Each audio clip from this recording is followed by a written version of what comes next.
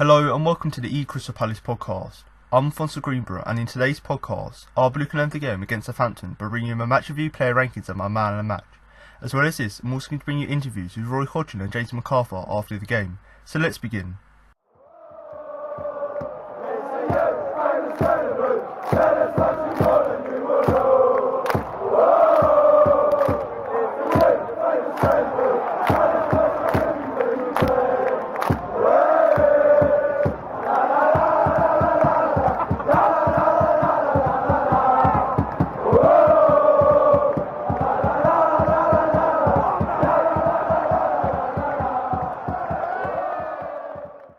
An eventful evening for Wilfried Zaha saw the Palace man open the scoring but also sent off as the Eagles drew 1-1 with Southampton at St Mary's.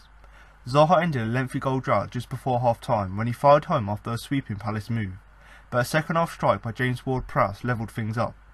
The two goal scorers then got involved in some heated words in the dying stages which saw the Eagles attacker booked, and for his subsequent sarcastic clapping he picked up a second yellow, leaving Roy Hodgson's team to cling on to a point. On a brisk night on the south coast, there was little to warm those in attendance during the first half, but Palace looked livelier in attack in the opening 20 minutes, and Drawn Eye was a whisker away from connecting with a diving header following a corner, and James McArthur scuffed the sight on goal well wide from the edge of the area. It took the Saints until midway through the first half to force Vicente Gaeta into a save, when Danny Ings won possession from Mamadou Sakho on the touchline, and he weaved inside before finding Pierre-Emerick Højbjerg, but the captain's low first-time effort was parried well by the Eagles custodian. And that looked to be as eventful as the first period would get, but 4 minutes before the break that all changed as Palace finally got the goal their better positivity deserved. Cheku Kouyaté turned away from Yannick Vestergaard just inside the box and fired a low centre towards Ayew, who nudged it back to Andros Townsend. He managed to nick the ball into Zaha before being taken out by a sliding Romeu, but a good advantage played by the referee Andre Mariner allowed the Ivorian to get the ball under control and power it past Alex McCarthy at his near post to score his first goal since September. The second half began with Ings shooting straight at Gaeta from a tight angle, but after that scare, on 52 minutes, the Eagles could have easily found themselves 2-0 ahead, when a dangerous Luka Milivojevic corner was swerved into a packed 6-yard box, and McCarthy, under pressure from a host of players, went down softly to minimal contact from James McArthur, which saw play halted before Sakho drove the ball home from close range. Once again the game fell into a lull, which the visitors didn't mind being in possession of the lead, but they continued to look the more threatening, and Townsend whipped a shot over the top, and more poor defending from a corner allowed Sakho another opportunity to find the net, but this time his shot was hooked off the line by Højbjerg. And that proved vital as with 30 minutes to go, the hosts pulled level with their best move of the match. A slick passing move involving Nathan Redmond, Stuart Armstrong and Matt Targett down the left allowed the fullback a chance to pick out a teammate inside the area, and he did just that to allow Ward-Prowse the chance to tuck the ball into the bottom corner of Gaeta's net. With parity restored, suddenly it became game on, and both teams started pushing for the vital extra 2 points. Armstrong forced Gaeta into a flying save when he attempted to find the far corner with a curler, but back came the Eagles and Milivojevic caused McCarthy some concerns with a long-range strike that he had to scramble clear. However, he was left in no man's land seconds later when he misread yet another corner which allowed Sakho a chance to regain the lead, but this time the Frenchman couldn't hit the target and a huge chance went begging. Then with 3 minutes to go, Zaha saw his evening end on a sour note when he was shown his marching orders. Having been found by Ward-Prowse, he got in a confrontation with the England international and received the booking from Mariner, for which he sarcastically clapped the official, leading him to receive a swift second yellow and leave his team with 10 men. Insult could have been added to injuries soon after when Gaeta misjudged a cross and allowed Armstrong a shot at goal, but the keeper recovered quickly and managed to snuff out the chance to ensure the points were shared.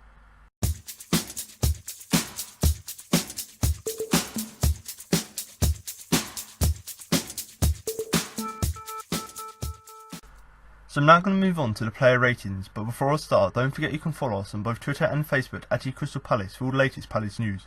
So if you are someone like myself who does like to follow a vast array of Palace accounts on Twitter and Facebook, then of course do head over and follow our own account at Crystal Palace, because like I've said, it does give you a great place to follow and obviously get all the latest news. Now of course the transfer window has already shut, and of course on deadline day we've obviously signed Batshuayi on loan, but obviously when the transfer window is open, we obviously do regularly update you with the latest transfer news.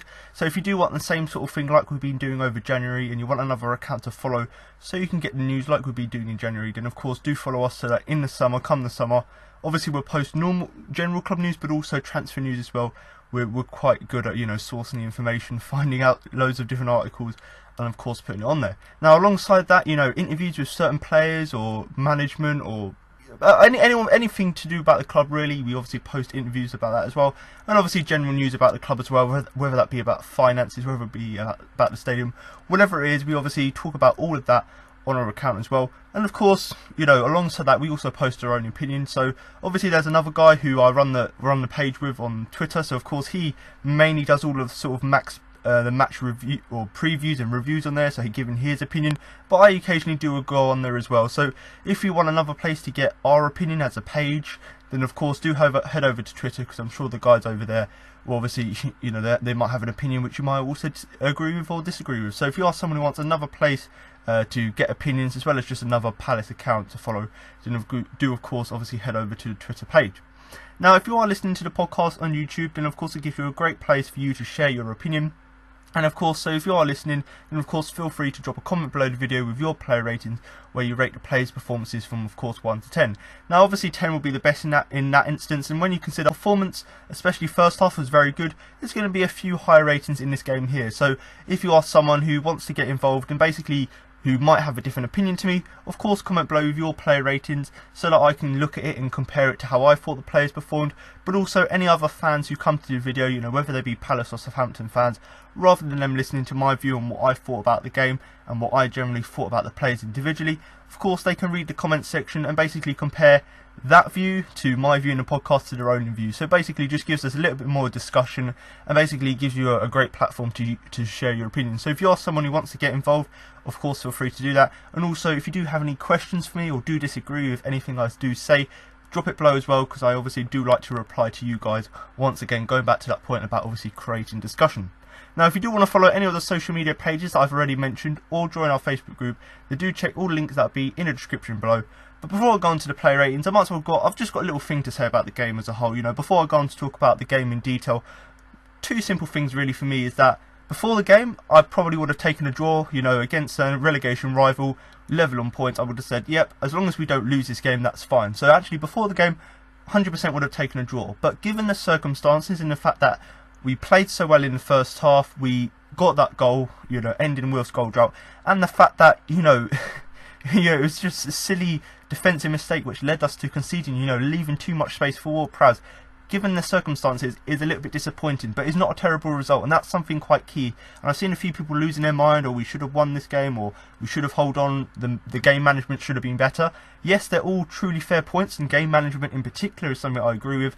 But yes, it's disappointing because we lost, basically, essentially dropped 2 points, but then it's not terrible because we didn't lose the game. And I suppose you've got to look at it with a broad mind when it comes to games like this. So for me personally, you know, I would have taken a draw before the game, but given the circumstances, especially in that first half when we played so well, is a thing that really was, you know, really was disappointing. The fact that we played so well first half, couldn't quite duplicate it second half, and the main reason for that is just because we got the 1 goal lead, we were too comfortable sitting back, where we should have been trying to actually be proactive and actually try and get the second goal to kill the game dead. Now of course, when you consider another thing which makes it disappointing, Southampton possibly could have had a player sent off, you know, a terrible tackle on Andros Townsend. So when you consider, you know, the fact that we had a player sent off for something far worse than that challenge, which could have been a break laker, you've got, or ankle breaker, you've got, you know, various other challenges and free kicks not given, you know, against or 4 fouls on Palace players by Southampton players. So arguably you could say if they had got a player sent off, you know, for that challenge, maybe it could have changed the whole game. You know, we were actually have 11 men as opposed to 10 men. Of course we ended up playing with 10 men at the end of the game, but at that point in the game, that could have given us that 1-man advantage, albeit we're terrible at breaking teams down. So like I've said already, obviously before the game would have taken a draw, but given the circumstances, given the fact that a few refereeing decisions, if they had gone our way, then maybe we would have got something from the game. You know, like I've said, it's a game of football, you know, you never know what's going to happen, it's unpredictable sometimes, so we're just going to have to sort of knock it on the head, take it on the chin, and move on to the next game. But like I've said already, you know, yes, we got an extra point, which of course is important. You know, points at this part of the season is just as important as getting wins. I'd rather just get points on the board, but like I've said already, we probably do deserve, looking at the game as a whole, I think you wouldn't be wrong in arguing that we probably deserved all 3 points. So I'm now going to move on to my player ratings, and I'm going to start and go with Vicente Gaeta, who I'm going to give an 8 overall. Now, of course, Vicente Gaeta got injured in the game a few weeks ago, and of course Hennessy also got injured in that game a few weeks ago, which of course meant that Julian Speroni had to play against Liverpool last weekend. Now, of course, we know how that all went, but then Speroni made amends for that against Tottenham. But of course, both Gaeta and Hennessy came back for this game here, and of course, when you've got a choice between Hennessy, who's been fairly consistent this season, or Gaeta, who's just been crucial to some of our biggest wins this season, it was quite an easy choice for him to come back into the goal after 2 goals out.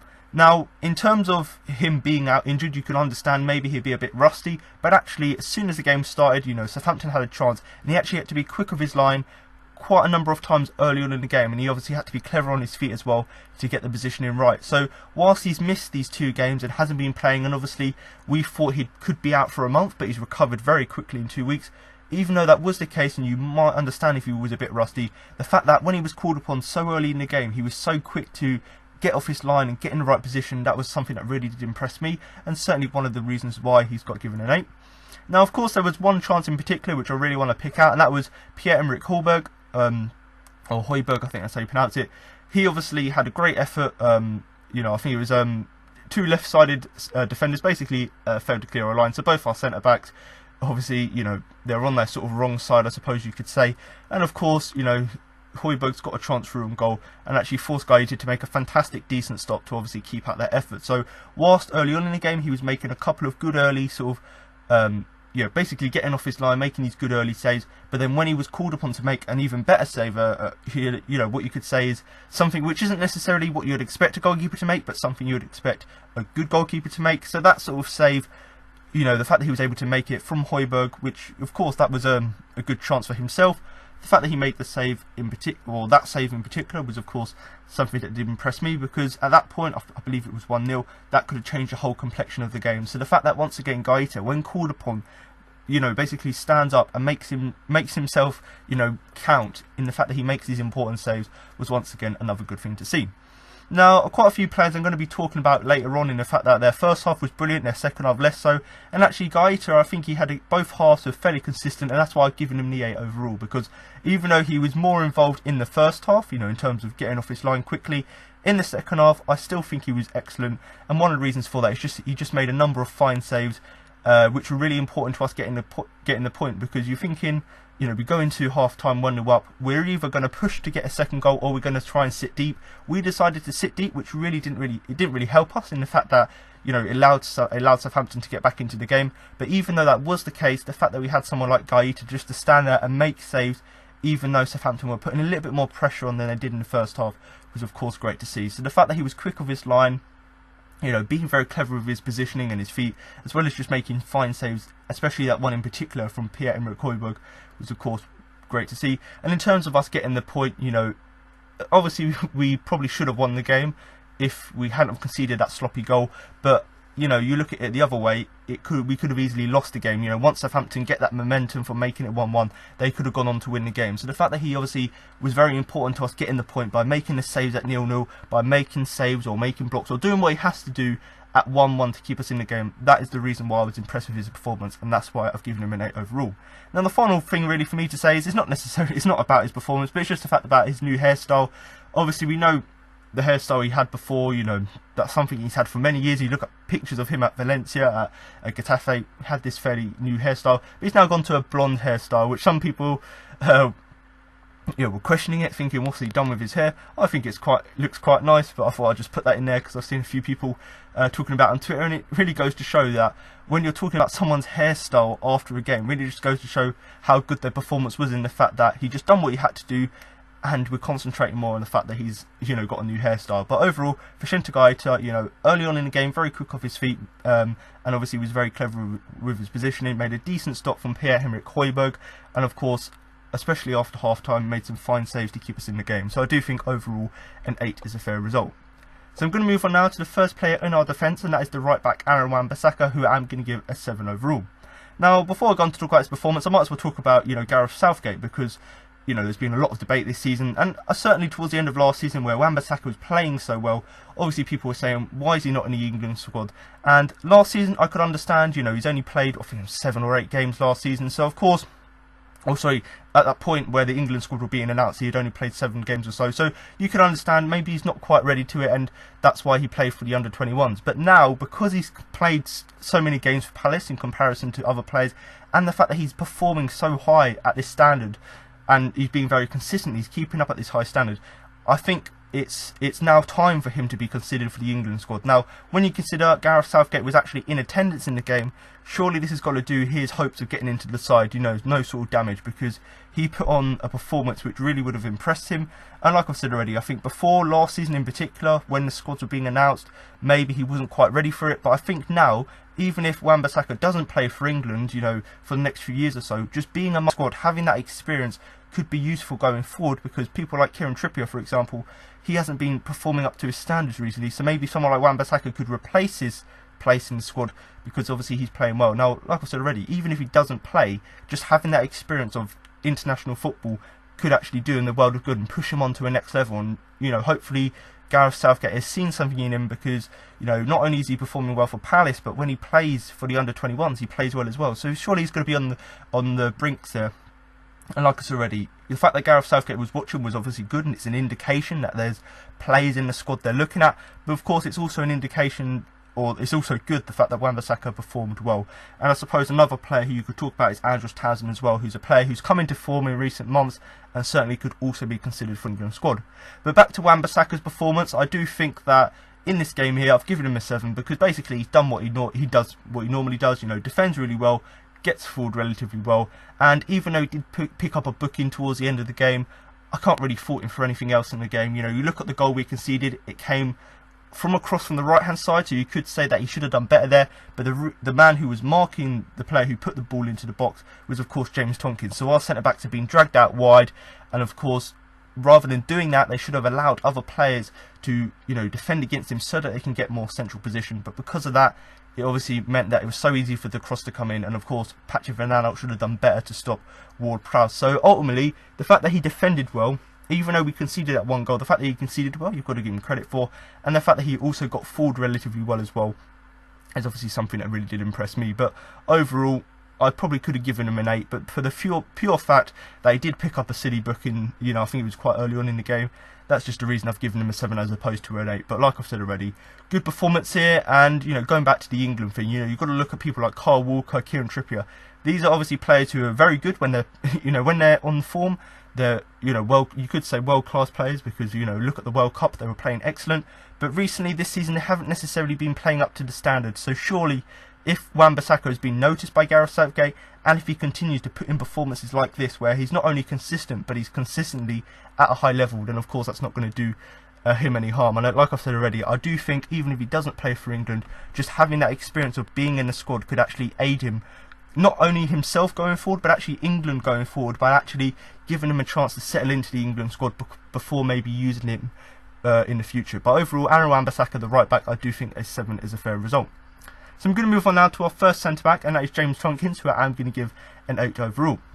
And now, much like what I said with Gaeta, in terms of quite early on in the game he was involved quite a lot, I suppose we could say the same for Tompkins, in the fact that quite early on he had to make a very good headed clearance, and that was obviously to prevent what was a dangerous cross from Southampton actually causing any damage. Now, of course, I talk about it every week. Tompkins is very good in the air, normally good at making loads of challenges, and of course that's something we've come to expect from him. But when it's so early on in the game, it's crucial that you don't concede the early goal, or you don't concede an early chance. So the fact that he was there right early on in the game, was able to make that headed clearance from what was a dangerous cross, was of course good to see. So the fact that both Gaeta and Tompkins so early on were switched on, making sure they could do what they had to do, they needed to do, was of course good to see. Now, like he always does, he makes interceptions. I really lost count of the interceptions he made. So the fact that he defended well, especially by making interceptions to essentially just stop Southampton in their tracks, was of course good to see. And even though for the goal, you look at our goal we conceded, yes, he was dragged out of position a bit, and he should have made a better interception or block there to stop the cross coming in. But aside from that, his interceptions were absolutely fantastic in the game. So obviously he defended well, and that's why I've given him the 8. But if he had defended in that sort of one scenario like he did for the rest of the game, then maybe we wouldn't have conceded that goal, because he would have been able to make that interception to of course get the ball away. Now of course towards the end of the game, It looked like he was struggling a little bit with injury. I think it was a hamstring injury. So of course he went off and Scott Dan came on. And I've recording this on the Friday, so of course I've just listened to Roy Hodgson's press conference. He's essentially said that the only player that's injured from that game is Cheku Kouyaté, and of course James Tompkins is sort of 50-50. He wasn't really involved today in training on Friday, but he'll be assessed. He should be fine, but he'll be assessed on Saturday morning as opposed to whether he'll play or not. So of course it doesn't seem like it's a serious injury because he could be back for the next game, but nevertheless he might not be 100%, so of course against Fulham he might be a bit shaky there. But like I've said already, hopefully that hamstring injury isn't too serious, because previously he's had loads of injury problems, and now this season he's been consistently in the side because he's sort of overcome that. So hopefully it was just a little blip. Hopefully it was sort of just a little blip where it's not really going to affect him, going forward, and especially against Fulham. And like I've said already, the game against Fulham is really important, so it'll be really nice to actually have a player of James Tompkins' importance in that game, because like I've said, he could be crucial for us going forward. But overall, James Tompkins obviously started the game really well by making very good headed clearances, made lots of interceptions throughout the whole game, and even though he got injured towards the end of the game and had to go off, I do think on the whole he did defend well and certainly does deserve the 8 I've given him. So I'm now going to move on to our second centre-back, Mamadou Sakho, who I'm going to give an 8 overall. Now, much like I've said with Tompkins, in the fact that he picked up an injury sort of in the second half and obviously went off towards the end of the game, it was a complete opposite with Sakho in the fact that he actually picked up an injury very early on in the game, which obviously looked to be sort of a muscle injury, and he was obviously clutching his right leg. Now, obviously it didn't look serious, and of course he carried on, and the fact that in today's press conference it wasn't really announced that he was injured obviously goes to show that it wasn't really anything serious, and he was obviously able to run it out. But of course, especially watching the game, at the beginning we were obviously quite worried, thinking, we're only a few minutes into the game and we could obviously see one of our best centre-back go off injured. But luckily he wasn't, he didn't go off, he wasn't seriously injured. And actually that was obviously great news, because he had a very good performance, and that's why I've given him the 8 overall. Now, of course, you could understand, especially looking back at the game, it obviously seemed to affect him in terms of one-on-one situations, especially one against Danny Ings, where, of course, Danny Ings got past him because Sakho got lost. So even though it sort of affected him in that part, maybe because he weren't necessarily able to run as fast or be that mobile because of that injury, whatever it was, it did seem to affect that part of his game. But the main part of his game, in terms of tackles and blocks, and basically what Sakho always does in terms of putting his body on the line, that's exactly what he did here. So even though that one situation in particular with Danny Ings, where of course he got past him, aside from that, there wasn't really anything that really troubled him, which was obviously down to the injury not making him play that well. Now, of course, in terms of that situation, obviously Gaeta made a very, very decent save in terms of stopping Danny Ings' strike. So once again, it goes back to that point I've said, over the few weeks or so, it's all about, or I suppose the defence is like, you've got the protection from the midfield in front of them, so if the opposition break through that, they've obviously got your back four, which of course ours is very solid. And then if you get past that, you've got a goalkeeper, and the goalkeeper has to make saves. So in this situation here, Sakho obviously made that little mistake, couldn't quite win that one-on-one duel. So the fact you've got someone like Gaeta there, who you can always trust, is always reliable so far, and he can make the save when it matters. Once again, goes back to Gaeta in terms of his performance. He made saves when it mattered, but also in terms of the team effort, everyone can rely on each other to obviously help each other out if you find yourself in a situation like Sakho did there, in the fact that Danny Ings obviously got the better on him. But in terms of that, the fact that Sakho had that sort of mentality to recover from that, and actually it seemed to sort of spur him on and improve his performance, is the thing that really did impress me. The fact that you can pick yourself up from something like that, where the player got around you so quickly, is obviously good to see. And the fact that he just, overcome it by playing what was yet another solid performance from him, as same with Tompkins, in the fact that not much got behind us because we sat deep, because we were organised. So the fact that he overcome that, put in a solid performance like he always does, but with the circumstances, was of course good to see. And obviously we saw Tompkins score against Liverpool. Sakho this time had the opportunities from corners. He had one right towards the end of the game which he blazed over, which of course he's going to be sort of ruining that chance, because it was a great chance to make it 2-1. But obviously there was another one which was disallowed, obviously a nudge on Alex McCarthy in the goal. So of course you could debate whether that one should have stood. I'm not really too bothered about that, because there isn't really any need, albeit it might have been a soft touch. There's no real need to push the goalkeeper in that situation. And of course he had that was the one disallowed, and then another one cleared off the line. So he had 3 chances from set pieces. The first one obviously disallowed. Maybe you could say it was softly disallowed, but personally for me, don't really see any issue with that.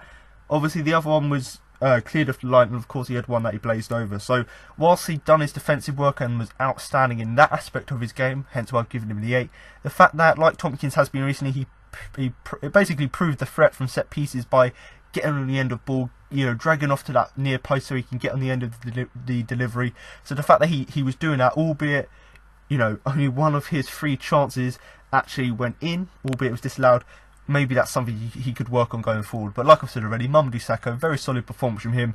And in terms of, even though we did concede a goal to make it 1-1, you've got to look at him and go, actually, even though we conceded that goal and maybe the centre-backs were slightly out of position and leaving too much space down that left-hand side, aside from that, it was obviously a very good defensive performance from him.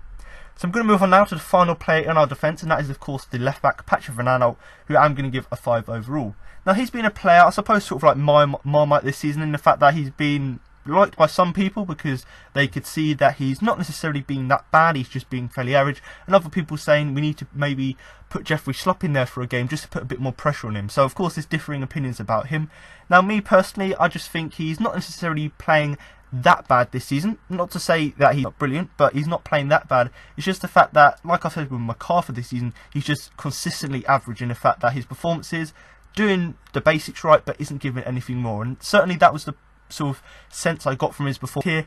But the fact that the goal we conceded was disappointing obviously, but it came down his side, is really the thing that sort of just really epitomised his performance here, in the fact that he was fairly lacklustre overall. But like I've said already, he's a player who divides opinion this season. Whether Jeffrey Schlupp going back to left back, or us just, maybe it's just Roy Hodgson does a little bit more defensive work with him and a bit more offensive work, whatever it is, we need something just to give him a little bit more pressure, because it does seem, because he's becoming a little bit too sort of average and lacklustre at left back, maybe he's a bit too comfortable in that position. So whichever way you look at it, he obviously needs to improve because he's not quite up to the standards. But I've seen a few people slating him on Twitter. Personally, my opinion is that he's not playing bad, he's just playing consistently average. Now, in terms of his early involvements in the game, quite early on he was caught in possession when he probably should have cleared the ball. And you go back to the Liverpool game where rather than just hoofing the ball out, he's tried to clear it and Liverpool intercept it and end up scoring a goal. This is another example here where, yes, nothing really came off the end of it, but he probably should have cleared the ball better. And obviously that then saw Sakho also fail to cover him. So you could look at that situation going, actually, yes, Van Aanholt probably should have cleared the ball, but then maybe you could argue Sakho should have given him a bit more cover as well. But of course, once again, Guaita, when he was called upon, he was able just to sort out that mess and obviously to stop that decent, or make that decent save to deny Hallberg. So you're looking at that chance in particular, yes, Van Aanholt probably should have cleared it. Obviously, then Sakho probably should have covered him a little bit better, but once again, it's a 11-man team, so of course when another player is called upon to make the difference, of course Guaita was obviously there to do it. Now, in terms of Southampton's equaliser, I've said it already in the fact that he was involved in that and in a negative way. Obviously he basically got stuck in for Southampton's equaliser because they were sort of concentrating all of their attacks down their left hand side. It essentially meant that we obviously drifted that direction, and of course it left so much space on their right hand side for James Ward-Prowse. Now of course Van Aanholt, understandably, he was tracking his man. He wasn't tracking Ward-Prowse, but he was tracking another Southampton player who, of course, understandably, he's one of the closest players to him on the left-hand side, so I understand that. But when you see, James Ward-Prowse with that much space, and when you see that the ball's getting delivered in, rather than you concentrating on the other player or trying to at least get back and make the block, just try and put your body on the line or put your body in front of James Ward-Prowse to actually stop him scoring that. Because the reason he scored that is, yes, the crossing was brilliant into the box, but the fact that we left so much space that allowed him to grab that goal was of course disappointing. Now, I'm not purely putting it on Van Aanholt, because even Southampton fans were calling for Southampton to actually pass down that right hand side, because they were passing everything down the left hand side. So both sets of fans were sort of criticising the build up to that goal, in the fact that Southampton's perspective, they weren't getting the ball to Ward-Prowse quick enough because for whatever reason they were attacking down the left. And of course from our perspective, yes, Van Aanholt was actually tracking a man, which is better than he has done previously, where he's lost men on a few occasions when he was marking them. But of course, he wasn't able to get back or make a block, and he obviously weren't quick enough, even though he's got pace, he weren't quick enough to, of course, close down that space and, of course, not allow Ward-Prowse that space to basically get in behind and score what was a very easy goal for him. Now, either way, you know, the way I look at it is that he's either got to stop Ward-Prowse from making that run into the box, so like I said, actually just stopping that space, or he needs to just position himself in a way that he could either block the player off or block the shot. So he was sort of in a no man's land where he's obviously halfway between deciding whether to mark his man he was doing for the whole game, or for that build up to that, or sort of move to stop Ward-Prowse, but instead he was sort of in the middle of that, and you know, the ball just went past him quite easily. So in terms of the goal, I do think he probably should have done a lot better there. And I suppose just his overall defensive performance, you know, it wasn't terrible aside from that little mistake there, but that mistake really highlighted that maybe he's a little bit too comfortable in that position in the minute. And in terms of his offensive play, even though he's improved in recent games, it went back to how he was early on in the season, where we didn't necessarily see that much from him in an attacking perspective. So both defensively and offensively, what we can take from this game is that he obviously needs to improve in both these areas. But I do think for the left back, Patrick Vanana, I do think the 5 is a fair result. So I'm now going to move on to the first player in our midfield, and that is of course the captain, Luka Milivojevic, who I'm going to give a 6 overall. Now in terms of our midfield performance, I do think, you know, before the game there was obviously quite a lot of debate as to who would start in midfield. Of course, you know, Chiarte and Luka both played in the Tottenham game, and of course Max Meyer also impressed in that game. So of course there was a lot of debate as to whether McCarthy would come back into the side or Max Meyer would come in. And of course in the end we set up with a, it depends which way you look at the formation. I'm going to say a 4-3-3 with Milivojevic, Chiarte and McCarthy in that midfield 3. But you know, whichever way you look at it, that was our main sort of part of the midfield. And actually before the game, most people were more concerned about the fact that we weren't starting Max, as opposed to the fact that we were starting someone like Ayew, who, yes, he's been good in recent games, but maybe someone like Mai, who has a little bit more creativity, would have been better. So of course there was lots of debates, and you know, I'm not going to go through all of them now because I'll be here for ages talking about everyone's on Twitter, and especially everyone's different opinions on Twitter. But in terms of the midfield, I do think Roy Hodgson likes to stick what he's used to, and that's fine. But when you consider Max Meyer putting such a good performance against Tottenham, and when you consider Southampton could have been a hard team to break down, maybe we could have benefited from someone like Meyer being in the team. But in terms of Luka's performance, I do think he had a fairly solid performance in midfield. Not necessarily the greatest, hence why I've given him the 6, but the fact that he'd done his job in midfield was good to see. Now in terms of his involvement quite early on in the game, about half an hour gone, and he made a very vital stop to of course stop Nathan Redmond from entering the box. So once again, like he has done numerous occasions this season, just giving that extra protection to the back 4 by providing that solid wall. You know, him and Chiarte giving that protection to the back 4 was of course good to see. And you know, that's all vital stop in particular, by getting the ball off Nathan Redmond to stop him, not necessarily stop him in his tracks, but actually stop him getting into the box, which is obviously the last result. So the fact that he'd done that was of course good to see. And in terms of just his overall midfield performance in the rest of the first half, the fact that he got stuck in, was getting in the thick of everything, you know, looking to get involved in all of our good play, was of course good to see. Now I suppose the only downside of that is the fact that he got booked in that first half, but like I've said already, the fact that sometimes you've got to take one for the team, and I suppose you could say, yes, it was a bit stupid, but you know, arguably you take the yellow card. And when you consider, you know, there were other fouls which are a lot worse than Luka's. You know, Luka's, fair enough, that's a foul, get a yellow card, that's fine. But if you're going to give that one as a yellow card, there were so many other challenges in the game which arguably should have been yellow cards as well. So in terms of that, I don't really think it affected how it didn't affect how I reviewed his performance, because I do think the fact that he was making vital stops, getting involved in all of our good play, didn't really sort of, wasn't really pushed aside by the fact that he got booked, which of course wasn't great. Now in terms of his attacking presence, obviously I've talked about his midfield work. That was defensive side of that was good. Now offensively, he wasn't necessarily involved as much as maybe he's been in previous games, but he did obviously have one shot which came, I think the ball came to him on the edge of the area, had a shot and it went just over the bar. So even though you'd probably expect him to do a little bit better there, considering, you know, the goal he scored against Southampton last season, arguably, you know, that's not you really want your attacking players to pick up the ball on the edge of the box, and you don't want your defensive midfielder to be the one who has to try and have shots from the edge of the box. So arguably he probably should have done better with that. But then on the other hand, because he was playing primarily as a defensive midfielder for that game, you'd obviously expect one of our other players to go through there. And you know, you look at the goal we scored, the ball got to Will from the edge of the area, he's obviously had a shot and it's trickled in. So maybe if we'd had someone like him, albeit he obviously, the shot was a little bit further back, but maybe if we had someone like Wilf there, maybe that chance would have been finished off better. Now that's not to say that Luke is bad at finishing, it's just the fact that maybe just because of how the game went, and the fact that the goal we did score came from a,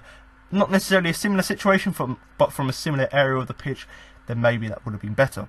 Now, in terms of Saints equalising, you know, I've talked already about Patrick Vanana. You know, probably should have been doing a lot, well, not probably, but should have been doing a lot better in terms of James Ward-Prowse. One of the things that was a little bit disappointing about Luca, and this goes back to the Everton game beginning of the season, is just the fact that he got skipped past too easily. So whilst in the first half he was stopping everyone in their tracks, he was making tackles and really getting stuck in to stop the opposition, he didn't quite do that for Southampton's equaliser, and that's one of the reasons. Obviously we could talk about Ward-Prowse all day long, but because people like Luca weren't necessarily switched on for that moment, it basically meant that it was very easy for for them to get the ball through and for them to create a chance. Now, understandably, because he was already on a yellow card, maybe he was concerned about making a challenge and maybe it going wrong and him getting sent off. So if that was his reason for not actually getting stuck in and not allowing the players to get past him that easily, then I understand that, and that's fair enough.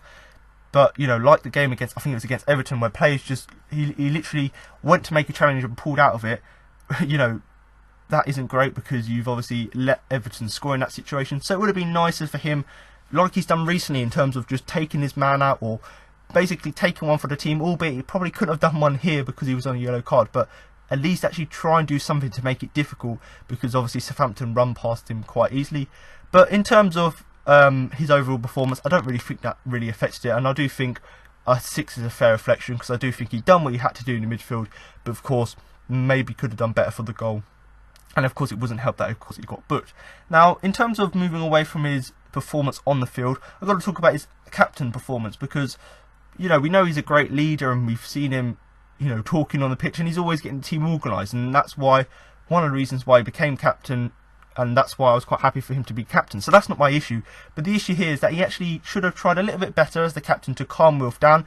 Now, yes, of course, when Wilf got sent off, obviously Luca, or when the first yellow card was issued, I think Luca was about 40 yards away, because obviously we were on the counter-attack, and of course Luca was trying to catch up. So in that situation I can understand, you're not going to get there because you're 40 yards away, so I can understand that. But straight after that, you're still running, you're going to get there. So rather than Wilf going up to and squaring up to Ward-Prowse, he should have at least tried to pull him away, or put a hand between them, or at least just literally just drag Wilf away and just put him in his place and tell him not to do that, because eventually went into that little scrap, got booked for that, and of course following that, obviously sarcastic clapping, got sent off. So even though Luca, for the initial sort of foul, where obviously it was a little bit heated, even though he was 40 yards away, obviously maybe he could have done better in the fact that once Wilf got that yellow card, he should have gone there, just calmed him down and stopped him kicking off again.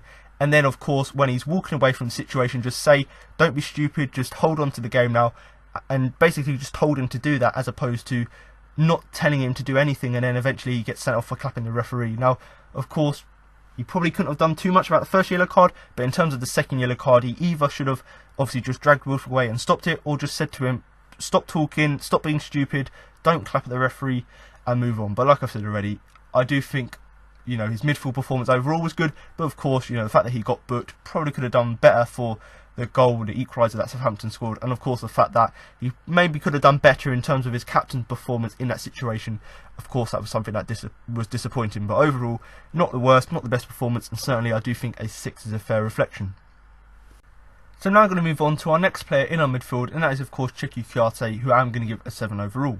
Now, in terms of his performance against Spurs, I've talked already about the midfield, and in terms of maybe Max Meyer should have started instead of McArthur. Now, putting that aside, just talking about Kouyaté's performance in particular against Spurs, he was obviously excellent, and the main reason for that is just because of how, sort of his tenacity, I think was the word I used, and exactly that is one of the reasons why I was impressed with him in that Spurs game. And one of the reasons why I think he did play well is because he was playing that box-to-box midfield role against Spurs really, really well. And I suppose the positivity from that result carried on to this game, hence why I've given him a 7, because it was another good performance in midfield from him. Now, in terms of quite early on into the game, because he was playing a little bit more different role, because Luca was primarily doing that defensive work, obviously Kouyaté had a little bit more freedom to go further forward, and of course early on in the game was making a number of good runs into the Southampton area, and of course into the penalty box in particular. And of course the goal we scored actually came from him making a run, spinning past a defender, crossing the ball back to Ayew. Ayew nods it, or knocks it into Townsend, and then Townsend nods it to Zaha, who scored. So obviously on a number of occasions in that first half he was making good runs into the area, and of course into the penalty area, as we saw by the goal we scored.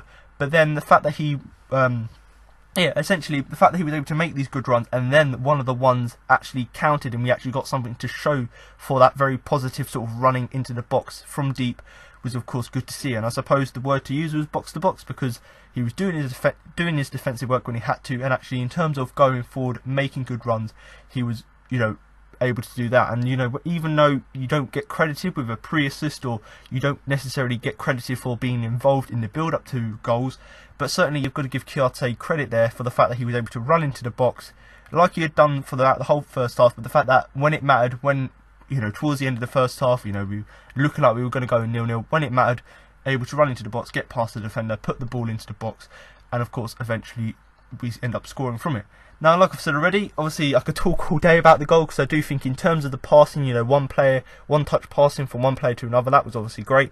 But obviously his turn in terms of turning away from the defender, getting the ball to Jordan Ayew was of course good to see. And of course 2 passes later, 1 touch from Ayew and then to Townsend, and Townsend to Zaha. The fact that after that we were celebrating really goes to show that yes, Townsend will get credited with the assist there, because obviously he was the guy who got it, but actually you've got to look back at it and go, Kouyaté was the main architect of that chance in particular. Now, in terms of the game overall, I do think his first half was very impressive, and I suppose the fact that he was involved in the goal, as well as combining that with a good box-to-box midfield role, I think I could probably give him an 8 overall. But just the fact that it was sort of a game of 2 halves, where his first half was excellent and his second half wasn't bad, it was just not as good. So I do think overall, on the average, I do think a 7 is a fair result. And like I said already, it wasn't terrible from him in that second half, but I think overall, as an average, across the whole game, I think it was just another good showing from him.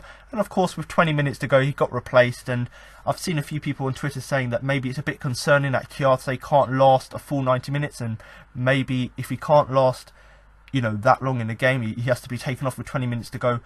Why would it be better for him to be an impact sub, by actually, rather than him having all of his good energy and good actual play in the game, rather than him having that at the beginning and it fading out, put him on the bench and actually bring him on, because they can have that influence, to make an impact coming off the bench. Now, whichever way you look at it, or whatever your opinion is, I personally think he's a very important player for us, and certainly in the last sort of few months or so, he cemented his place in the side. So I don't necessarily agree that we should drop him to the bench.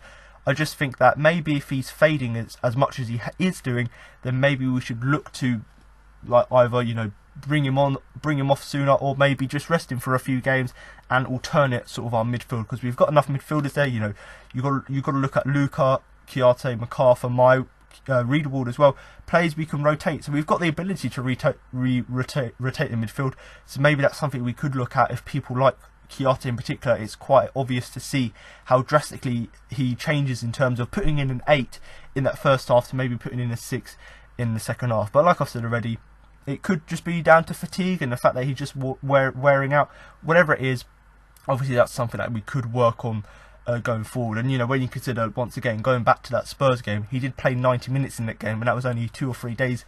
3 days before. So of course you can understand him, even though he's a professional footballer and they should be fine 3 days later. Maybe that sort of took its toll. But whichever way you look at it, I suppose the best phrase to describe his performance, and the reason I've given him a 7, is just the fact that it was a game of 2 halves. A very, very good, very, very efficient first half. Second half less so, but nevertheless good overall performance. And I suppose, much like what I said with Tompkins, hopefully Kouyaté's injury isn't too serious.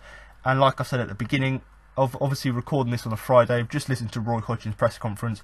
Kouyaté isn't available for the game against Fulham, which of course is a big miss for us, and hopefully we play, rather than playing Jeffrey Schlupp in that role, we bring in Meyer, because we could really do with his creativity to break Fulham down.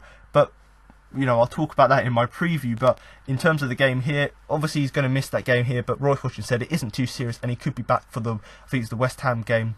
He didn't say exactly what day he should be back or for what game, but when you listen to what Roy Hodgson said, he said he'll be out for this game here for sure, but it isn't too serious and he could be back, shortly. So, judging by that, he should be back, hopefully, for the game against West Ham, against his former side, because I do think him, he's a massive influence for us and he's a massive player for us this season because of how well he plays in midfield. So of course he's going to be a big miss for us, but hopefully that sort of ankle injury isn't too serious, and of course we can see him coming back into the side in the next few weeks or so. But overall, Cheikh Kouyaté here, a game of 2 halves for him, where he was playing a box-to-box role really, really well.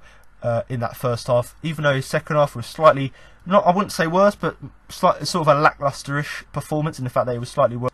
But like I said already, in terms of his main contribution to the game, that was of course the fantastic run he made into the box for us to get our first goal. So even though he did fade as the game went on, the fact that when it mattered he made such a big impact by making that run into the box is of course something which was quite impressive, and of course something we could obviously take into games going forward. So overall, Cheku Kouyaté here, I think a 7 is a fair result. So now I'm going to move on to the final player in our midfield, and that is of course James McArthur, who I'm going to give a 7 overall. Now, much like I said with quite a few players, in the fact that, well, especially Kouyaté and Milivojevic, is the fact that they played against Spurs, and of course I've already talked in quite a lot of detail in the fact that there was quite a lot of debate as to whether McArthur or Meyer should have started this game, and of course it was a very big call from Roy Hodgson to actually keep faith in James McArthur, as opposed to, you know, starting Max Meyer, who of course coming off the bench has impressed in recent games, but of course against Spurs he run the game. And, you know, if it weren't for Julian Speroni breaking the record and being as good as he had been, Max Meyer probably would have got the Man of the Match award for that game there. And that's not just me in terms of giving the Man of the Match award, but I do think in general. Now, of course, that was a big call, and of course Hodgson, he's quite stubborn in the fact that he likes to stay with his set 11, and he likes to stay with a certain system. So in that aspect, I understand why you would stick with McArthur, because he's a player you know well, he's a player who's got great tenacity, always does a good job for the side, so I can understand him playing if, you know, that was the case. But of course it was a little bit disappointing when you've got someone like Max Meyer who's got that creativity which really could have helped us to break Southampton down. And, you know, even though we did score the goal in the first half, we could have maybe scored a few more if we had a little bit more creativity in midfield. So of course hindsight's a wonderful thing in the fact that maybe we could have done with a little bit more creativity, but nevertheless I do think McArthur, you know, the fact that I've given him a 7 really highlights that even though people didn't want him to start, actually if you look at the game and you reflect back on it, he actually didn't have a terrible performance, hence why I've given him the 7. Now, much like quite a lot of the players, I do think in the first half as a team we were great, but McArthur in particular started the game very, very well, and the main reason for that is just because he was winning tackles all over the place. And, you know, I use that word tenacity quite a lot in recent weeks, but that's exactly what I saw from his performance, in the fact that he was getting all over the place, getting involved, and the fact that he was winning tackles really did make that difference, in the fact that we were able to really well able to stop Southampton in their tracks. So of course that's quite important in terms of winning that midfield battle, having control of that area of the field, so of course you can, you know, get a greater control or get greater grip on the game. Now, obviously, alongside his defensive work in terms of making tackles, going forward, I think he was fairly impressive as well. And one of the reasons for that is just because of his range of long passing. Now, that's something I really can't recall really seeing from him, not necessarily this season, but in general in his Palace career. So it was so nice to see something which you don't normally expect from him, where he's pinged the ball, lovely long ball out to the out to Zaha, who was obviously on the wing, and that was in the 90th minute. So the fact that he obviously combined his defensive work with the fact that so early on in the game he was looking to get us further up the field by pinging these long passes to people like Zaha was of course good to see as well. And I think that in terms of winning that midfield battle, in terms of the pace that Southampton have in comparison to our midfield has a lot less pace than obviously Southampton's did. So the fact that even though that was the case, we were able to keep up with the pace, and the fact that McArthur in particular was able to keep up with the pace, that's obviously a positive you can take from that. And I suppose the only real negative from what was a very solid, probably an 8 worthy performance from him, is just the fact that he had an effort, you know, ball came to him, I think it was just on the edge of the area, and obviously he put it just over the bar. Now, previously you'd probably expect McArthur to score it, or at least force someone to make a save or a block, but obviously on that occasion it went just over the bar. So in terms of his first half performance, both defensively and offensively, he was very good. And even though there was debate as to whether Max Meyer or him should have started, I do think, given how well he performed in the first half and the fact that Roy Hodgson likes to stick to his system, I do think it was obviously a good decision, or it seemed to be a good decision there. Now, in terms of, you know, going on into the game and going into the second half, I think he worked tremendously hard, you know, putting in his defensive work, putting in some tenning blocks, and essentially just making life difficult for Southampton. And, you know, even though they did get back into the game, the fact that even if you put this sort of goal aside that Southampton scored, for the majority of the game we were very solid, and we can take positives from that. So McArthur in particular, obviously the defence done well, but McArthur in particular working hard defensively was of course good to see. And the only reason I've given him a 7 as opposed to an 8, which I've given other players who had a very, very good half, it's just the fact that, much like Kouyaté, he sort of faded a little bit more in the second half. But as opposed to Kouyaté, who faded completely, McArthur still put in a average performance, you know, maybe a 6. So you're looking at an 8 for the first half and a 6 for the second half, so 7 overall averages out. And I do think not necessarily just because of his not just because of his influence on the game was becoming non-existent, but it's just the fact that he was ineffective. So even though he was still involved in our play, what he was doing was fairly ineffective, and that's the main reason why lots of people were calling for him to be substituted. And when you consider we only used 2 of our 3 substitutions, it was quite obvious for me to see, and I'm not sure why the management couldn't see it. Bring on someone like Max Meyer for the last sort of few minutes or so, or bring on someone like Benteke or Connor Wickham. You know, you've got these players on the bench. Bring them onto the field, because I'm sure even though McArthur wasn't bad, he was slightly ineffective. You know, when you can compare sort of his first and second half performances. So it would have been a little bit nicer just to bring someone on, just to, even if it's for a few minutes or so, because maybe Max Meyer could have obviously helped us to, even though it's a short space of time, maybe could have helped us to, you know, get the get a winning goal, or even just have a few more chances in the game. But overall, I do think McArthur, a very, very good first half, less so in the second half, but still fairly decent there. And the main reason why I was impressed with his performance and giving him a 7 is just because both his offensive and defensive work was, of course, very good. Now, in terms of moving on to our front 3, obviously that consisted of Andros Townsend, Jordan Ayew and Wilfried Zaha. In terms of Andros Townsend, I'm going to give him a 6 overall. And the phrase I've seen a lot of people use, and I've seen it quite a lot everywhere, he's just always an outlet, and I think that really does epitomise Townsend's performance, in the fact that in terms of his offensive play, he was always an option, always in a position to hit us on the or to hit Southampton on the counter attack, always in a position to look, or always looking to get on the ball. So the fact that he proved an outlet whenever we were looking to go forward, and the fact that he combined, or the reason why he was so good going forward, is because he was always proven to be an option, and that's one of the things, because he was always looking to get on the ball, that seemed to really help him in his play.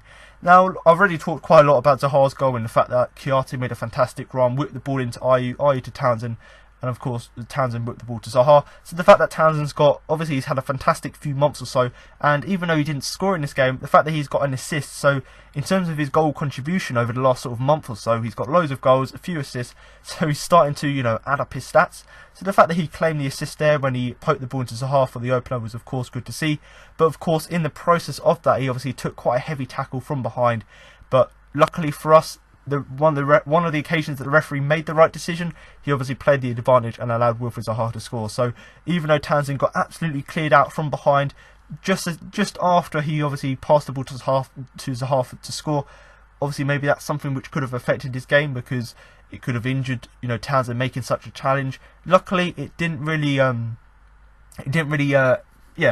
seem to affect his performance going forward, in the fact that he wasn't necessarily affected by that challenge, but he still wasn't quite back to his best as he was previously. And I suppose the main reason I've given him a 6 as opposed to the 7 and 8s I've given to other players is just the fact that it wasn't his best game in his Palace shirt, and that's not saying just his whole Palace career, but in terms of his form recently, especially sort of December and beginning of January, his form's been absolutely fantastic. So it's not a case of his whole Palace career comparing it against that, but it wasn't his best game in the Palace shirt in comparison to his games recently.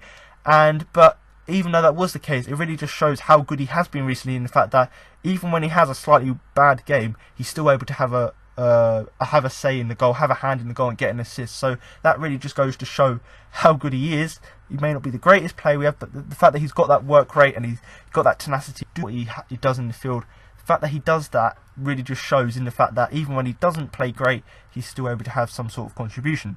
Now, in terms of moving away from his performance, I might as well talk a little bit about Jack Stevens' tackle. So of course I already mentioned it there in terms of, I talked about the tackle from behind, and of course that was for the goal, but obviously before that, I believe it was, there was another chance, or another time where Townsend's in the midfield and Jack Stevens, who obviously he's the defender for Southampton, absolutely cleared him out, a studs up challenge, and arguably, I don't think there's any debate about this. Match of the Day have said it, Twitter have said it, or not Twitter themselves, but people on Twitter have said that, of course, he should have seen red for that, and I don't think there'd be anyone who could argue about that.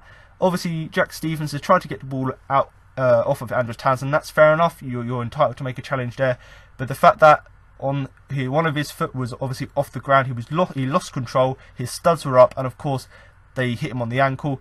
If it wasn't for Townsend sort of jumping out of the challenge, even though it did slightly clip him, if it weren't for him actually jumping out of the challenge, then maybe it could have broken his leg, or if it had hit on full impact. Now, obviously, you could say that's a slight exaggeration, but when someone makes a challenge like that, where they've sort of lost control, they've got one foot off the ground, studs up, hitting someone's ankle or lower leg, that could really cause serious injury. So luckily for us, nothing came from it.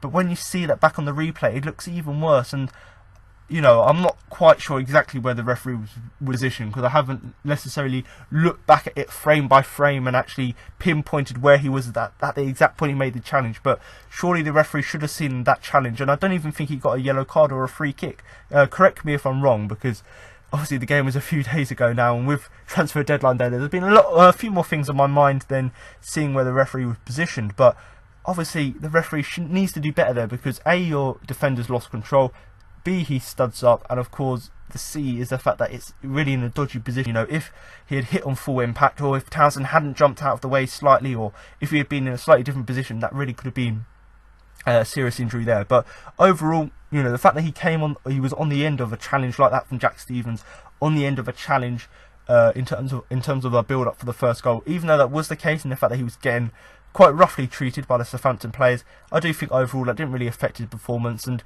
even though he wasn't his best game in a Palace shirt in comparison to his games recently, the fact that he was always an outlet by always being an option on the counter-attack, or always looking to get on the ball, so the fact that he was able to do that, albeit not to as great an effect as he'd done recently, was obviously disappointing. But nevertheless, the fact that he was looking to get involved and looking to have an impact going forward was of course good to see. So I do think Andros Townsend, I do think the 6 I've given him is a fair result.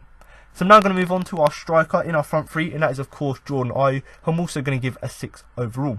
Now there isn't really too much to say about his performance, because in terms of an attacking perspective, he wasn't necessarily involved in that many chances, but actually his forward play, so not necessarily his attacking contribution, but his forward play was a thing that was quite impressive for me, and that's why I've given him a 6 overall. Now I suppose the phrase people use, and you know, some could say it's overused, the fact that he just worked his socks off and actually gave his all for the team, albeit not to necessarily as great an impact as you would expect a striker to do, was of course good to see as well. Now, one of the reasons why he worked his socks off is basically because he was causing hassle to the Southampton back four by basically not giving the defenders any moment of peace, not giving them any space, putting them under pressure. So even though in terms of an attacking perspective he didn't necessarily get in the box, have many chances to shoot on goal, yes, that was the case, but on the plus side, the fact that he was working hard, putting pressure on them, really allowed other players to get involved. So people like Townsend and Zaha, if the defenders are occupied by someone like Jordan Ayew, it gives people like Zaha and Townsend the actual space to get involved and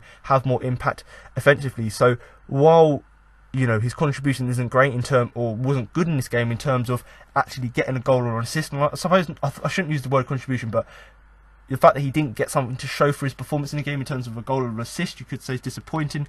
But the fact that he was involved in terms of making space and causing problems for the opposition back four is a thing that's really good to see. Now, there was one chance in particular he had in the first half that he could have scored from, but of course the shot was well blocked. So I do say that he wasn't necessarily involved in terms of attacking chances, but he did have one and it was blocked. So, you know, not really too much more to say about that, other than the fact that maybe he could have improved his finishing. But when a defender or the goalkeeper makes a block or a challenge to stop you scoring on a situation like that, there's not really too much more you can do. Now, the final real point for me is that yes, he worked hard, yes, he was causing problems to this Southampton back four, but in terms of his hold up and link up play, that was the thing that I was most impressed with. And arguably, if he had actually got a goal or an assist in this game, I probably would have given him a 7, because if he had something to show for his performance, combined with the fact that his hold-up play, even though he's not the tallest player, but the fact that he's able to hold up play and then get other players involved, like Zaha, like Townsend, that was something that really did impress me. Now, of course, people are going to say, you know, now we've brought Batshuayi in, Jordan Ayew might not play, and understandably I do get that, because, you know, you've got a Champions League player here, or Champions League quality player in Batshuayi coming to Palace, and of course you're going to understand he'll be playing almost every game, hopefully. But I do think that could actually allow Jordan Ayew to go back to his more natural position out wide, and that actually allow him to cut inside. So even though people could say that, you know, Batshuayi coming in could mean that Jordan Ayew might have his chances restricted, or you could look at the opposite and go, Roy Hodgson will just stick with Jordan Ayew, even though we've got someone like Batshuayi in the squad. Whichever is your position on it, I do think that even though we've got a new player coming in, it could actually benefit people like Ayew, because it could mean he'd move out wide, or it could mean that actually he plays up top if we revert back to a 2 up top formation, or if we play sort of 2 strikers but 1 in behind, sort of in a 4-5-1, in a sort of a 4-2-3-1 formation, we have someone in behind. Whichever way you look at it, maybe that could benefit him, because obviously him moving out wide could benefit him because he's playing in a more natural position, or actually playing still up front, but actually having another target man like Batshuayi, someone who's got great agility, great pace next to him as well, could of course benefit him. But overall, I do think Jordan Ayew worked very hard in the game and certainly does deserve the 6 I've given him. So I'm now going to move on to the controversial player in this game here, and that is of course Wilfried Zaha. Now, obviously he got sent off towards the end of the game, and you know that's obviously the talking point that most people are going to talk about. But before I go on to talk about that, I might as well just talk about his performance as a whole, because I do think, aside from being sent off, his performance was really, really good. And for that, on that basis, I'm going to give him a 6 overall. Now, feel free to disagree with me, but I'm giving him a 6 purely based on the fact that if it wasn't that red card has taken sort of 2 marks off his rating overall, because I do think because he scored the goal, because he was so influential, and because he was causing problems for Southampton, I probably would have given him an 8. But because, you know, he got sent off, that's really the thing that was disappointing. So whilst people will probably disagree, thinking because he was so stupid, so childish by clapping the referee, and unprofessional as well, I suppose you could say, that's obviously, you could say maybe a 5 or a 4, because arguably he could have cost us the game if Southampton had gone on to score again, because they have the man advantage.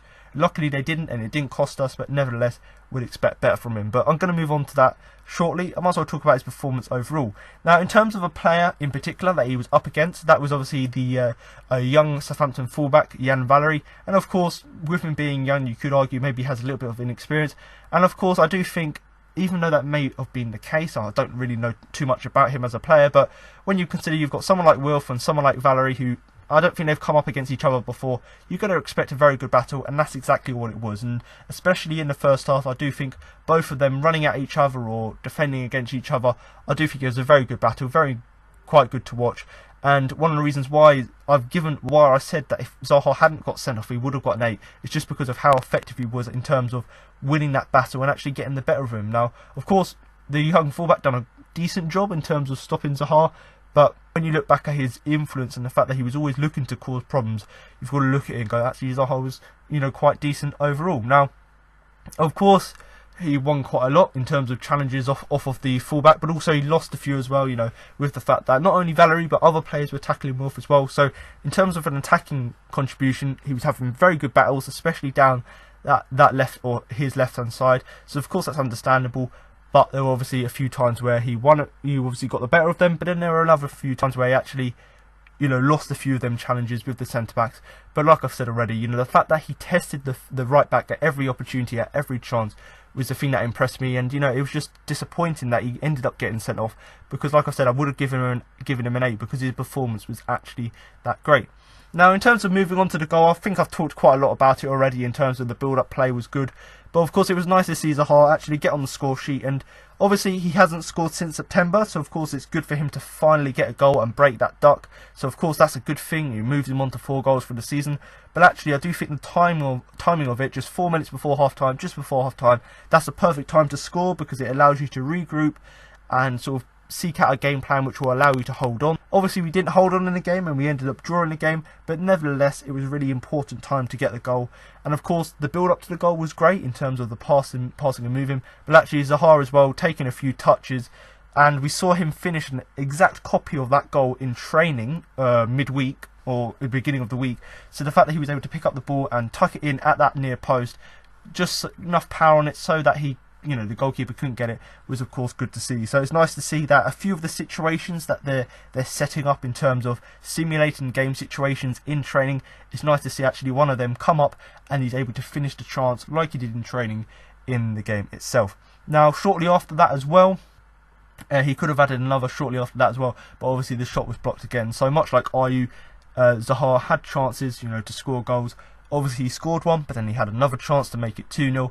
And obviously a good block were there. Now, obviously that was his first half, quite involved in all of our attacks going forward, and obviously scored the goal, so he was great in that, and certainly does deserve the 8 I would have given him.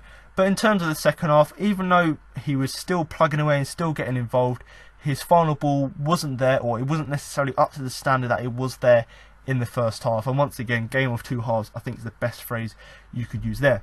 Now, of course, he got sent off for 2 bookable fences in a matter of seconds, and I've talked already quite a lot about the fact that he got fouled and Luka probably should have been there. But in terms of the card itself, first thing I really want to say is that, you know, people may say I'm biased, but I'm not. I'm really being honest here. it's a stupid action in the fact that the foul, or arguably that was a foul, and understandably he got frustrated, and that's fine. But the fact that he then proceeded to clap the referee, that's the stupid action, and he deserves the red card. He deserves a second yellow card. That's fine. The thing that I'm not sure about is the fact that he obviously got the second yellow card for clapping at the referee, and then he's going to get a ban, or which will be an additional sort of game, which means he'll miss both the Fulham and West Ham game, and obviously that is because of his actions there.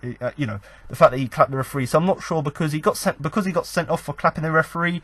I'm not sure why they would give him an extra ban. Maybe it's just because of the improper action, in the fact that even though he still got sent off, he was still clapping the referee. So whichever way you look at it, you know, you could say it's a bit harsh. And like Roy Hodgson said, going back to the press conference, he says that you can understand, even though it's unacceptable that Wilf done that, that's fine, but you can understand the fact that he was being goaded by Ward-Prowse, the fact that he was doing all stuff to him, and the fact that, you know, he was being kicked all game, and he basically just lashed out because he just got fed up of it. You know, you've got to look at sort of both sides of the argument, and overall, I do think that, yes, he does deserve the red card, but it's a stupid action, and like Hodgson said, it could have been different in the fact that if he hadn't have reacted in that way. But understandably, you've been kicked all game, and then eventually all the anger comes out at once. Now, like I've said already, yes, he was being kicked all game, and well, he's been kicked in most games this season, but in this game in particular, he's been kicked for quite a lot of it. And essentially, the reason he got sent off is because all of his frustrations came out at once. Obviously, lashed out at Ward-Prowse, pushed him, and then Ward-Prowse tried to sort of tap him on the face, and that sort of triggered him even more. And, you know, obviously Ward-Prowse was looking to get him sent off, was trying to do all these little tricks by, you know, laughing at him, sticking his tongue out at him, tapping him on the face. So, understandably, you can understand him really getting annoyed with that, and obviously you're a professional, so you should keep your cool. But like I've said already, you know, there's no need for Ward-Prowse to instigate it and try and sort of get him sent off, because arguably, if Zaha's going to be given an extra ban on top of his red card ban because he kept clapping him because of that, then maybe they should look at Ward-Prowse in the fact that, yes, what he didn't do is illegal as such, but he was the one goading him. He was the one, you know, doing fist pumps to the crowd and doing things like that, which really is sort of not sportsmanship like, and really is something you really don't want to see. And just go back and watch the press conference, obviously on Friday afternoon. Roy Hodgson talks in quite a lot of detail about the fact that he stands with Wilf, and the fact that he obviously was frustrated by getting kicked all game. Understands that, yep, it's fair enough, it's a red card, but arguably they should be really considering, rather than giving him a second ban, actually considered the fact that he was being wound up, and the fact that Ward-Prowse was doing all the things that he was doing. Of course, they've got to look at that as well. But like I've said, and I suppose going back to the point I said about Luca, Zaha should have just taken that yellow card like he's done in previous games, rather than reacting like he did. Just take the yellow card, shut your mouth, and just see out the rest of the game, because there's 2 or 3 minutes left of the game. Just see it out. And of course, Luca obviously should have come over and done a little bit more there. So of course, there's many different things about it, and we could talk about this red card for for hours. But like I've said already, stupid action. Obviously deserved the 2 yellow cards.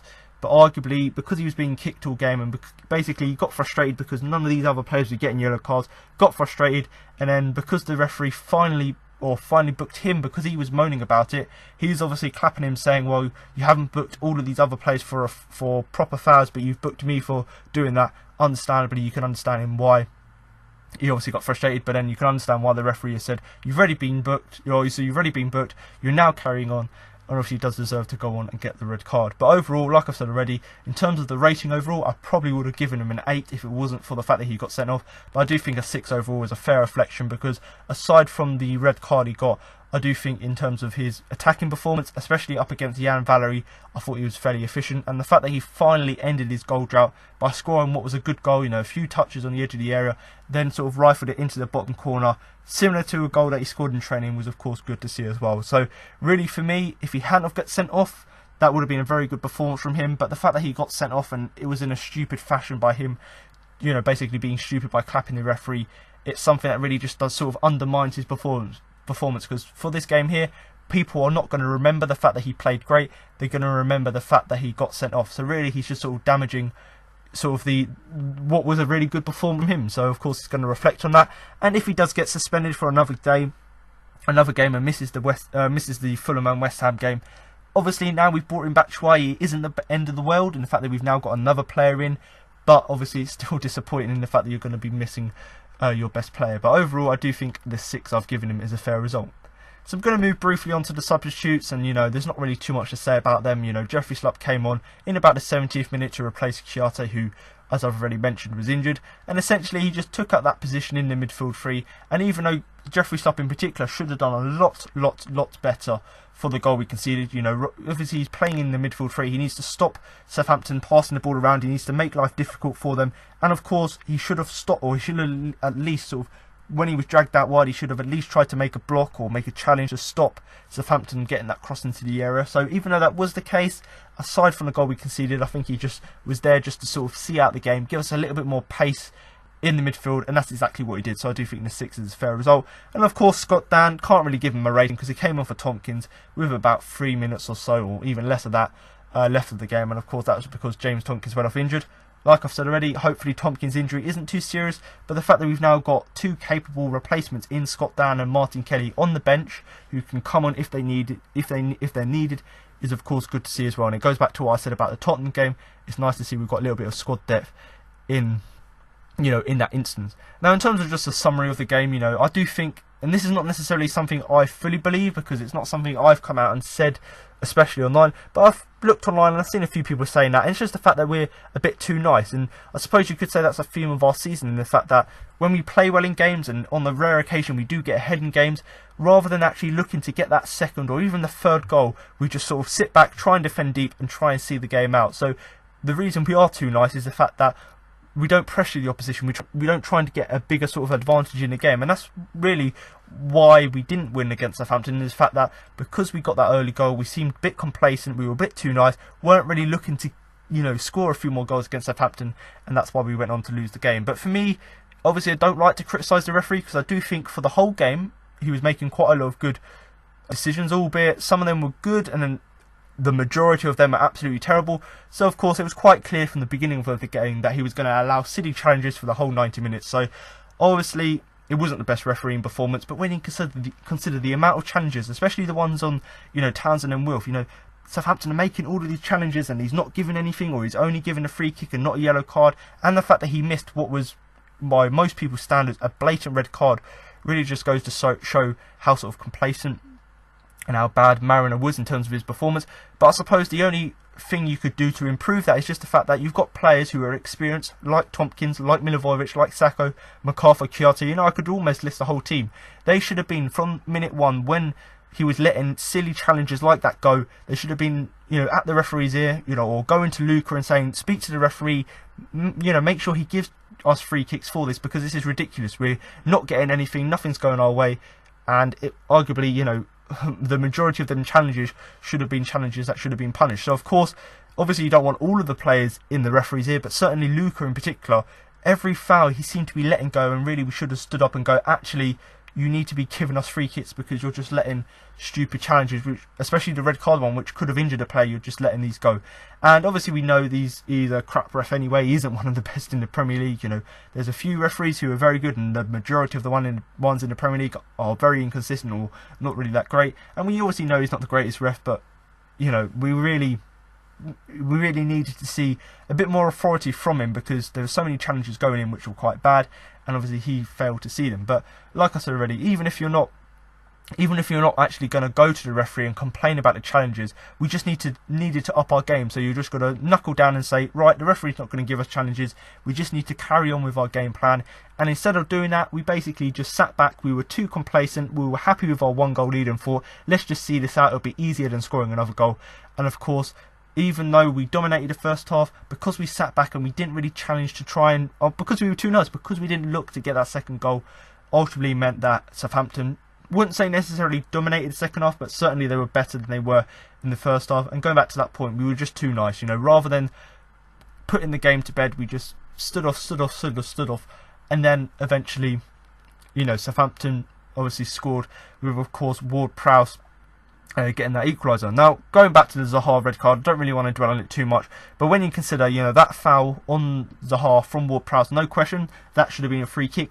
But when you consider, that one, which wasn't even one of the worst ones in the game, was given as a free kick, it really does beg questions why, in the whole game, when there were a lot worse challenges, you can understand why Wilf was frustrated, because you're going to give that challenge, but you're not going to give other ones that were in the game. But to be honest, following that, obviously Ward-Prowse proceeded to wind him up, and not just Luca in terms of he should have been there, but all of the players around him, Townsend, Ayew, they should have just gone there and surrounded Zaha, pulled him aside and basically stopped him from doing that. That would have at least got him a yellow card, and the fact that he obviously had to go and tried to push Ward-Prowse, that's fine, so drag him away from that. And drag him away so he can't actually go forth and clap in the referee, or clap by the referee, or say something stupid which gets him sent off. So whilst there should be a responsibility on the captain to come over, maybe the whole team could have come over, just pulled him aside, just allowed him just to take the yellow card on the chin and not be stupid and react to obviously get that second yellow card. But I suppose overall, in terms of the game, moving away from stuff that happened, I think as a whole in the performance, I just think we were too nice from the start. And even though we got ahead in the game, got that 1-goal lead, because we didn't pressure them, Southampton, we didn't look to get back into, or to get basically a better advantage, a more clearer advantage by getting a second goal, or just rather than doing that, we've obviously been very complacent, tried to see the game out, and perhaps if we had been putting pressure on Southampton, the game could have been different. But overall, I do think that the referee's performance, combined with the fact that Wilf and Townsend were getting tackled left, right and centre, the fact that we were frustrated and Zaha took that out and gets sent off, and the fact that we basically played well in the first half but didn't sort of replicate that in the second half, was really why we ended up not getting the deserved 3 points from the game. We've only come away from 1. But like I said at the beginning of the podcast, before the game I would have been happy with a draw. So I suppose, even though given the circumstances it's disappointing, it's obviously not the worst result. But I suppose the final real point for me is that obviously Zaha was stupid in the way he reacted, and I don't want to keep talking about it so long. But when you consider, Ward-Prowse was goading him so much, and the fact that Mariner was not given any cards for challenges on Wilf or challenges on any player, and he was missing clear yellow card challenges, that's something which of course was disappointing from the game overall. But if you do have anything else you want to ask me about the Wilfried Zaha situation, of course drop that below in the comment section. But I suppose just to finish this section of the podcast, I'm just going to say that we've got a big game on Saturday against Fulham, and of course we have no Wilf, but now we could actually bring in our new signing in Batshuayi.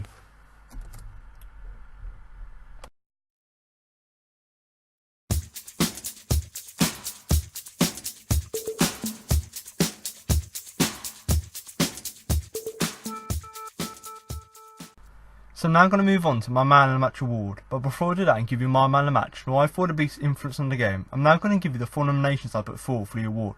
Now, obviously I talked about the Tottenham game and the fact that it was a very good performance, and it was actually quite difficult to pick players from our starting 11 and certainly off the bench who actually did deserve the man of the match award. And I suppose this game here is sort of the complete opposite against Southampton, in the fact that even though our first half performance was good, you're looking at the game as a whole, and the fact that we couldn't hold on to our lead, and the fact that we sat back and didn't really attack Southampton and didn't look to sort of cement our lead in the game, of course that was something that was quite disappointing. Now, even though that was the case, I do think the 4 players I've picked obviously reflect our best players on the field, and I've picked a variety of players in the fact that they each had some sort of different sort of style of contribution from the game as a whole. But I suppose if you do disagree with any of the players I put in here, then of course comment below, or if you think that you might disagree with or you think someone else should have been on there, and obviously I didn't mention him, then of course feel free to do that as well. Now, the first player I've given for is Vicente Gaeta in goal. Now, obviously one of the reasons I put him on here is because the fact that he was switched on so early on in the game and was obviously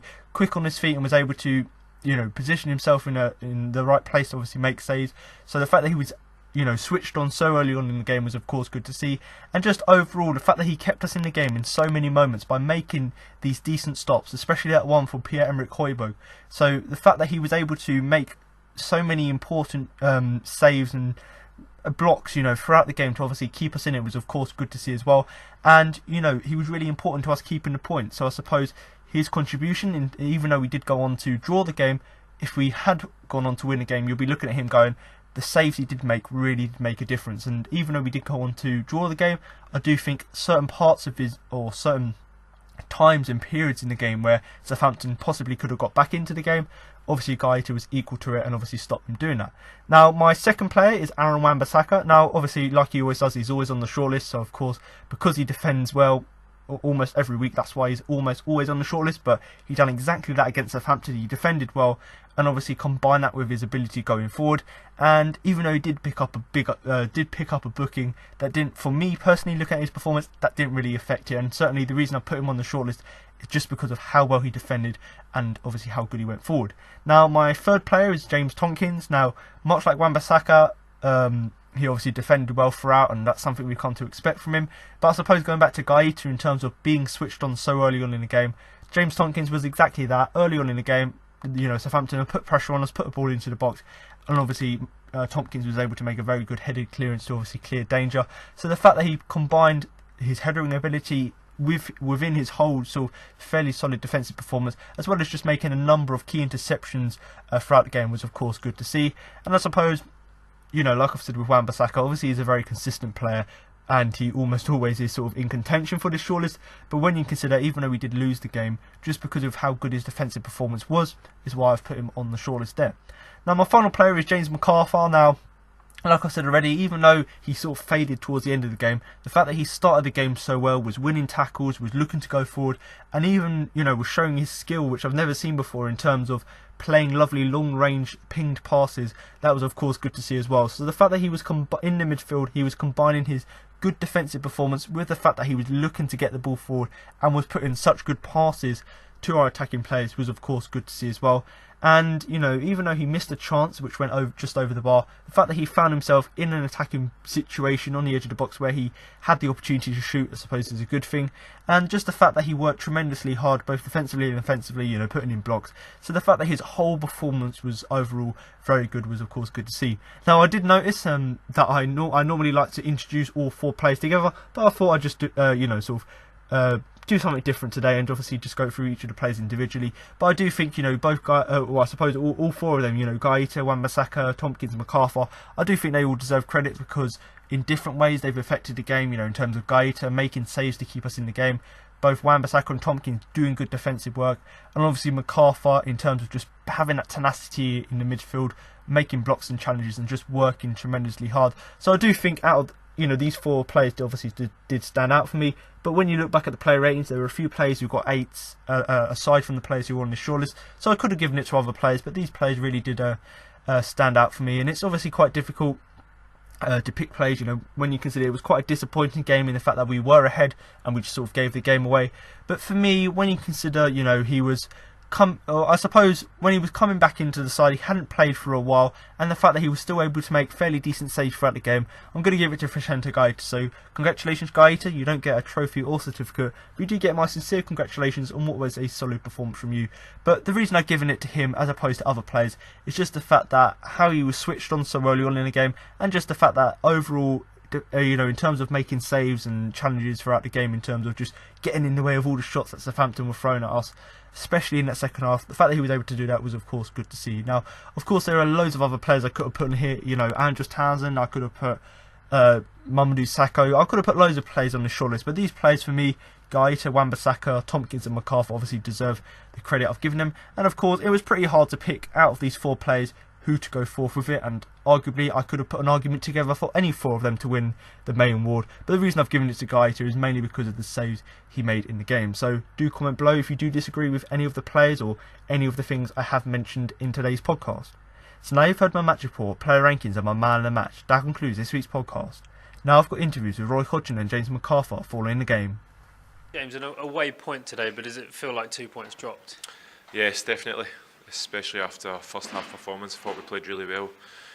Second half, we weren't anywhere near where we should have been, and we've obviously paid the price.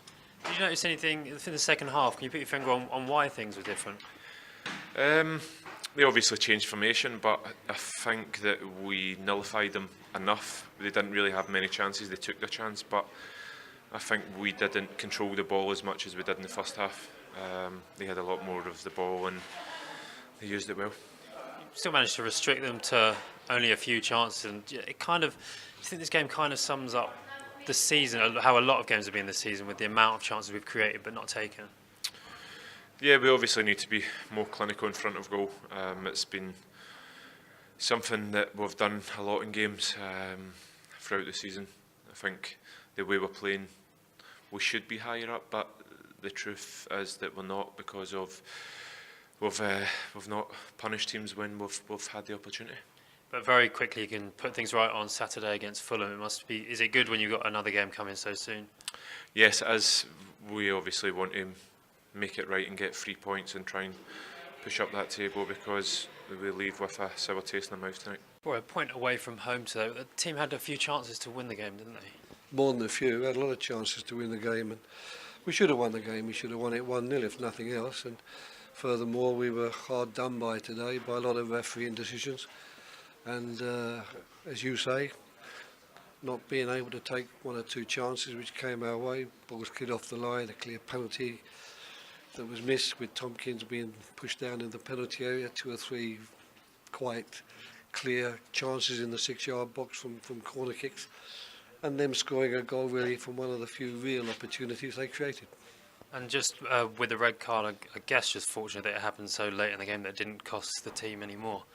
I guess so, yeah. I mean, but it's not exactly we're particularly happy about, I must say, because Wilf was playing well. He was consistently fouled throughout the game, and as has happened so often with Wilf in the past, he reacts badly to another situation where he's clearly fouled, the referee's not given it, and then he compounds that by clapping the referee, and the referee then sends him off. So it's not a good day for us. It's not a good day in any shape or form.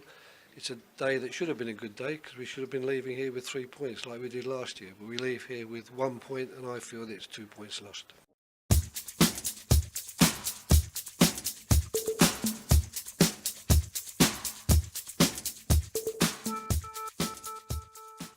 So there you have it. Now you've heard what Roy Hodgson and James MacArthur had to say after the game. That concludes this week's podcast for the game against Southampton.